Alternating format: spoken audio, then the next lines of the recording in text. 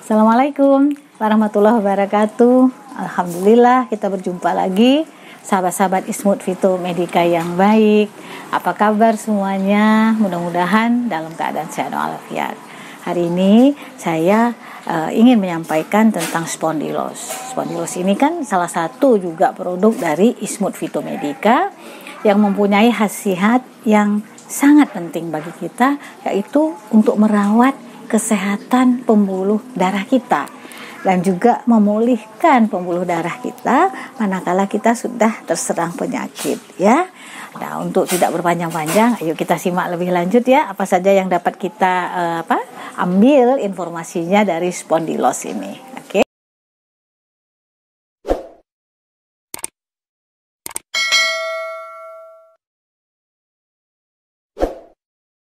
Nah, karena khasiatnya adalah untuk merawat pembuluh darah, maka saya sampaikan sedikit informasi ya, mengulang kembali, mengembalikan ingatan kita tentang penyakit-penyakit pembuluh darah.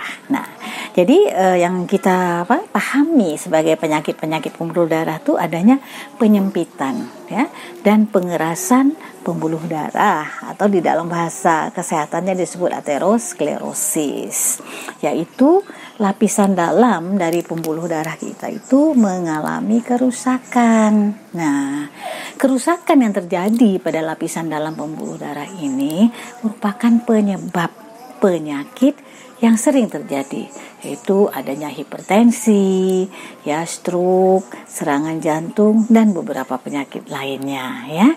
Jadi karena pembuluh darah itu sangat penting bagi kesehatan tubuh kita, wajiblah kita merawat agar pembuluh darah kita selalu dalam keadaan sehat. Baik, ya, kita perdalam sedikit yang kita pahami dengan aterosklerosis, yaitu peradangan, ya, suatu penyakit tadi ya, ada penyempitan, ada kerapuhan, kekakuan pembuluh darah. Itu karena apa? Karena pada masa-masa yang lalu, pada waktu-waktu yang lalu mungkin terjadi peradangan ya, yang mungkin sekali terjadinya peradangan itu dalam jangka waktu yang cukup panjang, yang mungkin kurang kita sadari ya. Nah, akibat dari peradangan ini bisa bersifat progresif ya. Nah, maksudnya bersifat progresif itu gimana? Ada tanda-tandanya, terjadi deposit lemak ya pada pembuluh darah.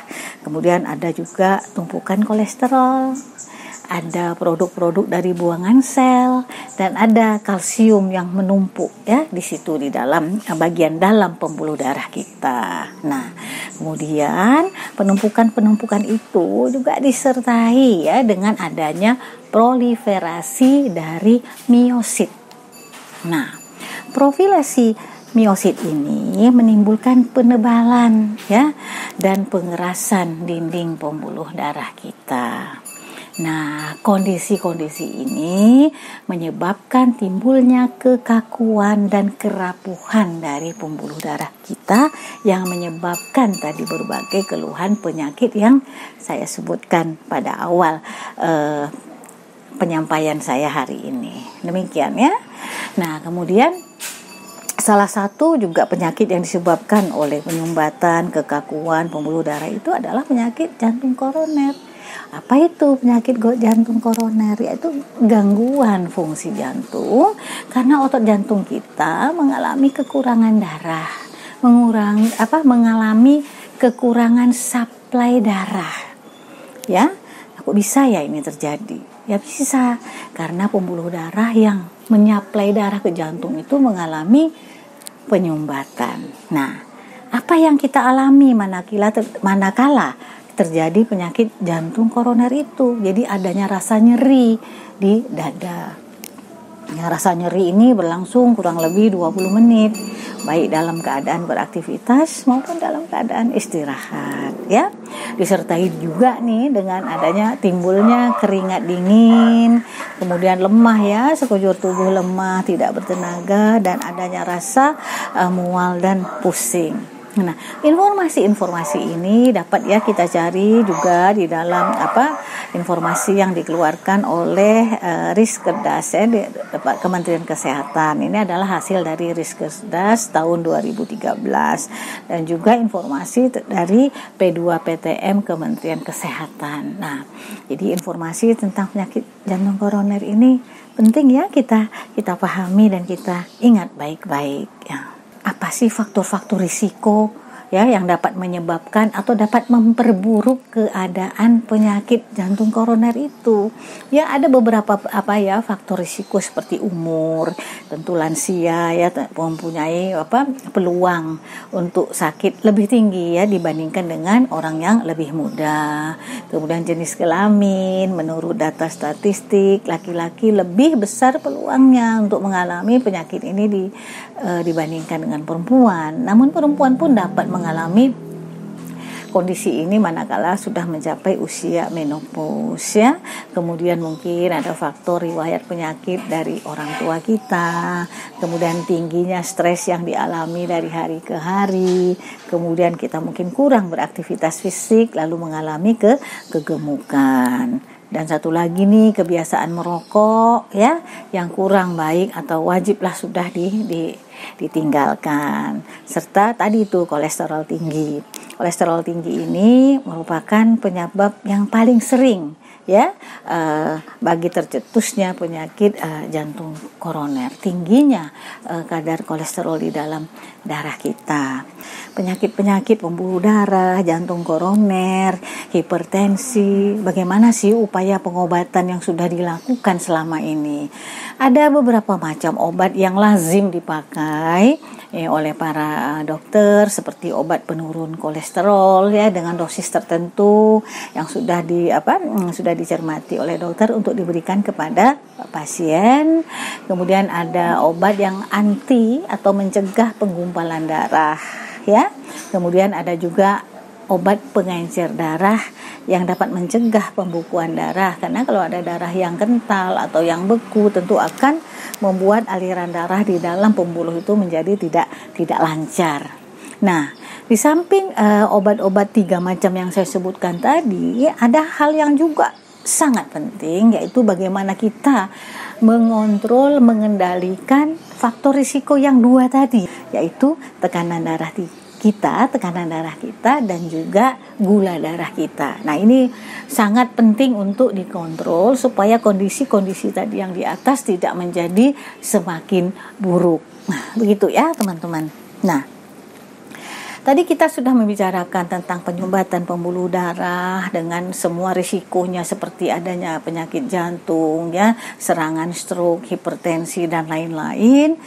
Apa sih kunci yang paling penting kita pegang untuk upaya penyembuhan dan pengobatan dan penyembuhannya?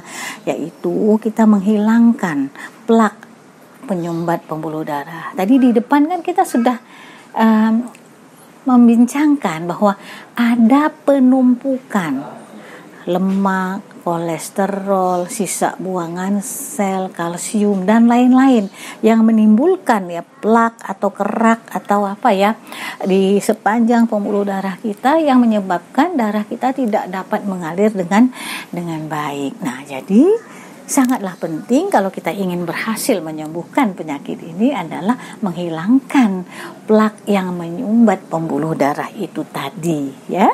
Nah, pada kesempatan ini saya menyampaikan produk Ismut Phytomedica yang namanya Spondylos.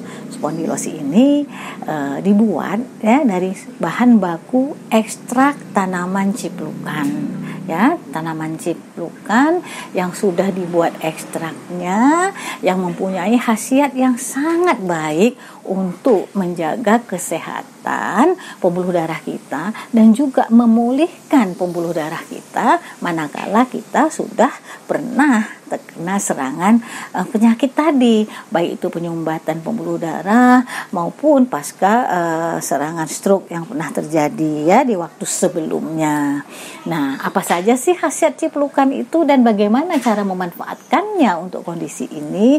Nah, ini yang akan saya sampaikan selanjutnya. Nah, jadi di dalam tanaman ciplukan itu ada senyawa-senyawa bioaktif yang sangat bermanfaat bagi kesehatan kita, ya. Jadi ada banyak sekali kelompok senyawa bioaktif di sini. Ada polifenol, karotenoid, ada visalin, ada asam malat, ya, alkaloid, tanin, kriptosantin, dan juga ada vitamin C di dalamnya. Nah, kelompok senyawa ini mempunyai aktivitas.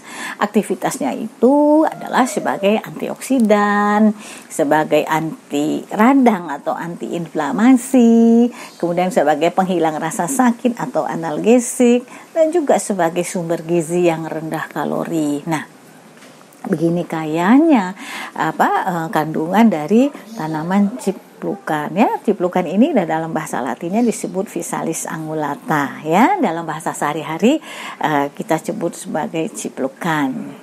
Nah, ada hasil penelitian pada tahun 2012 yang menceritakan kepada kita, yang memberikan informasi bahwa senyawa bioaktif pada ciplukan itu sangat kuat, ya, berkhasiat sebagai antioksidan. Nah, kalau dia sebagai antioksidan yang begitu potensial, bagaimana cara kita memanfaatkannya dalam upaya pengobatan?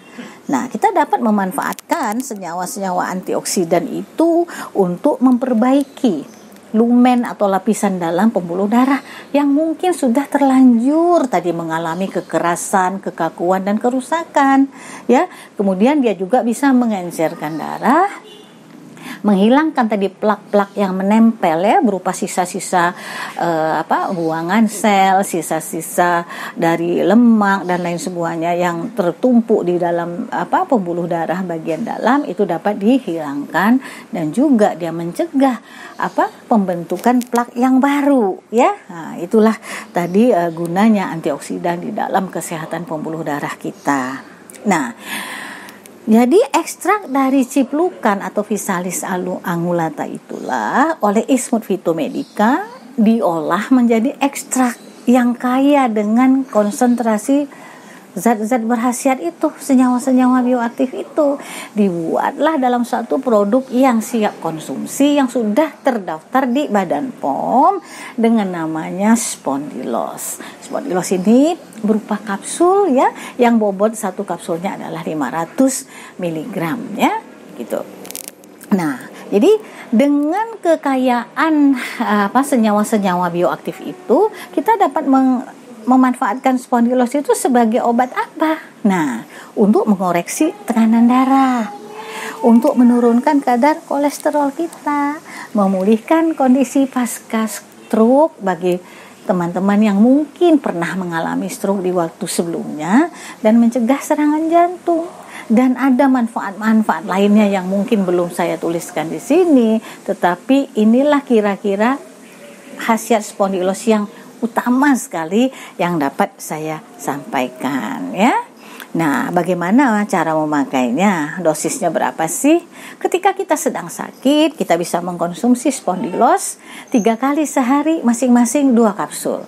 Jadi pagi hari setelah sarapan 2 kapsul, nanti siang setelah makan siang atau lewat siang kita dapat mengkonsumsi 2 kapsul, dan nanti malam sebelum tidur 2 kapsul, ya. Jadi 3 kali 2 kapsul perharinya.